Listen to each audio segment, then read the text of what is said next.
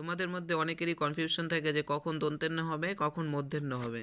যেমন এখানে কি রয়েছে, মুন্ডু, মুন্ডু বানানে দন্তের ন হবে না মূর্ধন্য ন হবে, দন্ত বানানে দন্তের ন হবে না মূর্ধন্য ন হবে, পণ্ডিত বানানে দন্তের ন হবে না মূর্ধন্য ন হবে, চিন্তা বানানে দন্তের ন হবে না মূর্ধন্য ন হবে।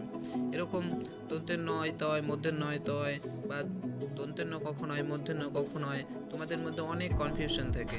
তো এটার একটা দারুণ টেকনিক তোমরা শিখে নাও, এখানে দেখবে খুবই কাজে দেবে। এখানে কি রয়েছে, ট, ঠ, ড, ঢ, মূর্ধন্য। তো মূর্ধন্যের সামনে এই ট, ঠ, ড, ঢ যতগুলো সংখ্যা আছে প্রত্যেকটির উপরে কি হবে জানো, প্রত্যেকটির উপরেই হবে মূর্ধন্য। এটার উপরেও মূর্ধন্য, এটার উপরেও মূর্ধন্য, এটার উপরেও মূর্ধন্য, এটার উপরেও মূর্ধন্য।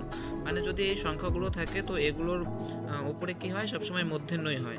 আর নিচে যে সংখ্যাগুলো আছে দন্তের নর সামনে ত, থ, দ, ধ, তো এই প্রত্যেকটি সংখ্যায় যখন দন্তের নর সামনে, যখন সামনে বা